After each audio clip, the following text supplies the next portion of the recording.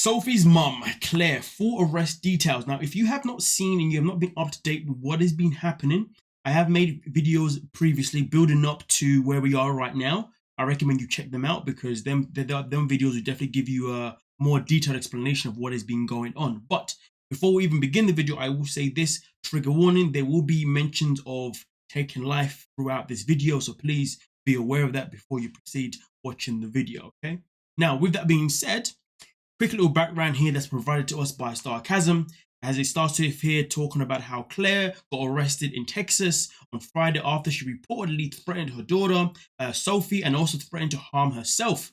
Sarcasm has obtained the court documents from the case, okay? We can exclusively reveal everything that led to Claire's arrest. Now, again, going back to the whole thing regarding threatening her daughter, as well as also threatening to harm herself, that is something else that we spoke about before in a previous video, so please go check that again. Now, with that being said, though, it says here that the criminal complaint filed in Williamson County, Texas, Tuesday indicates police arrested Claire after weeks of excellent tension with her daughter, Sophie, and Sophie's roommate, a woman named Kaylin. Okay, now here's the thing: give you a quick little background as well on something else that we spoke about previously. When it comes to Kaylin, now this is somebody that I believe is currently on the show, or at least has been on the show right now, and is the person that Sophie decided to live with while she decided to run away from her responsibilities from her freaking marriage. But hey, that's a whole other conversation. Now, with that being said, Sophie kicked out Claire in April. So remember, this thing has been going on for weeks now. And not only has it been going on for weeks, but I believe Claire has been staying around there for about 3 months. But that's something that is confirmed throughout this article in particular. Sophie and her roommate reported to the police that Claire had been living with them for 3 months, but due to the increase in aggressive behavior from Claire, we told her to leave the apartment on April 22nd of 2024. I mean, respectfully, that makes a lot of sense. Nobody wants to be around somebody that is being, aggressive, somebody that is being unnecessary. But before Claire was arrested, Claire did make a video where she was coming to defend herself in terms of the fact that Sophie prior had said that her mom had mental issues without naming her mom. So she came out to say that, no, I don't have any mental issues. And then also came out to say that she felt as if Kaylin is somebody that was jealous of Sophie and Claire's relationship and their bond. And she believes that Kaylin is the one that was behind Sophie turning her back on herself. They also did come out to say that, me and my daughter probably will never speak again. And she was going to be on her way back to the UK. So that's something else that you need to also bear in mind. Again, that's something that we spoke about before. Please go check out the video on that one as well. Now, the issues between Claire and Sophie persisted after 54-year-old Claire got kicked out of the apartment. These escalating tensions were due in part to Claire having financial issues. And Claire did speak about how she's been cut off financially from her family for about 10 years. So there's definitely truth behind what's being said there. Sophie reported to the police that she had sent her mom $3,000 in weeks after she left the apartment. Nevertheless, Claire kept contacting Sophie, demanding more money. Now, from what I understand, when it comes to the money that Sophie's getting, or the money that Sophie has, I believe Claire said something along the lines of where Sophie is a spoiled brat who still receives money from the family, but she has a side of a family that is quite wealthy that Claire was cut off from at some point. Now, of course, that's something that Claire said, not word to word to what I just said, but it's around that line there. So just bear that in mind, because obviously at first my thought was, wait, hold a minute. How does Sophie have money when she can't work? But then I realized she's got financial backing from family, or according to Claire anyway, which is the only thing that makes sense. Now, it continues here by saying Claire was threatening Sophie with committing suicide if she didn't send her the money. The officer states in the complaint, one of the text messages that Claire sent to Sophie said, "Uber now, I'm gonna come to your house and slice your effing throat F off." I'm pretty sure that was meant to say slice, not slick. I've never heard that term, slick your effing, you know what I mean? I mean, I know what slick means, you know what I'm saying? But, yeah, so, and then obviously, and that's something else that we've spoken about previously as well in another video, so please do check that out. Now, also on top of it, it does say here that, this confirms a text message conversation between Claire and Sophie that was posted by Kiki and Bits over the weekend. Yes, I remember them as well. Well, Kibbles and Bits, I believe Angela Deem calls them. If you know, you know.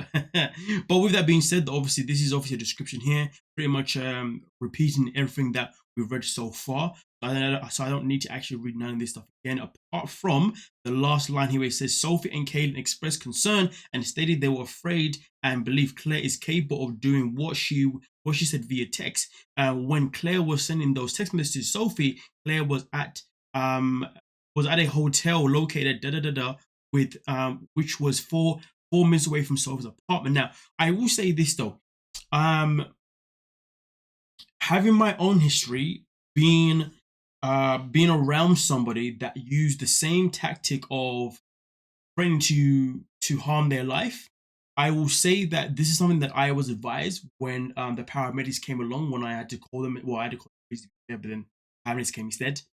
They said to me at the time that if you have no plans whatsoever of having this person in your life, we highly recommend that you do not make contact with a person ever again. If they ever come to your home, do not answer the door. Completely ignore them. Let them just wear themselves out. Now, if anything were to happen to them, do not feel. Well, they didn't say it in these direct words, but they were basically saying to me, if this person does decide to do anything that they have threatened to do, have no conscience, because it's a choice that they made. You just protect yourself by making sure don't allow this person in your home ever again, uncontact again, because what they're doing is manipulation. What they are doing to you is they're trying to use your sympathy to keep allowing them in your life, and it's only going to continuously keep draining you until whenever. Okay, so we recommend you do not let this person ever back in your life again. And they also said to me at the time that 99% of the time, people who say they're going to do something like taking their own life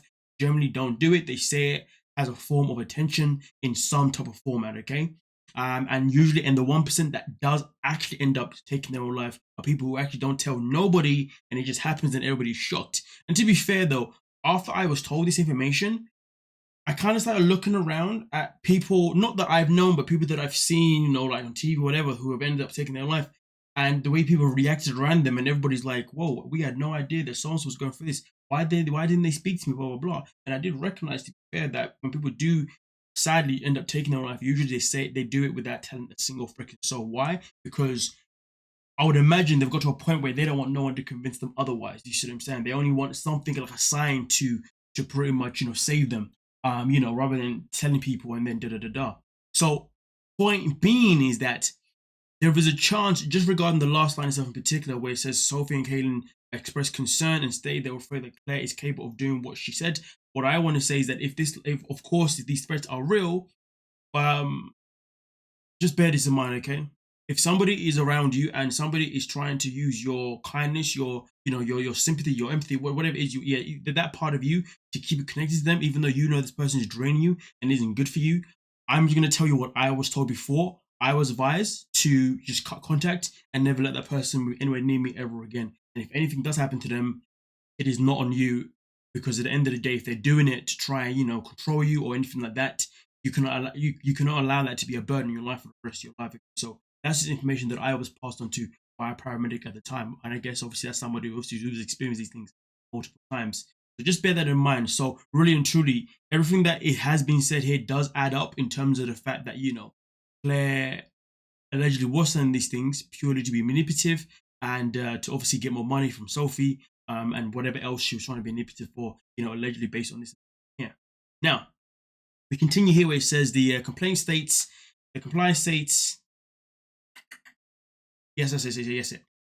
states police issued Claire a criminal trespass warning on May 8th and a warrant for Claire's arrest for terroristic threat family violence, which was applied. Yep, something that we saw before.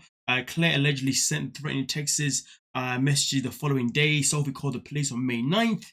An officer arrived at her apartment, and that is when Sophie provided the police with all the information in the complaint,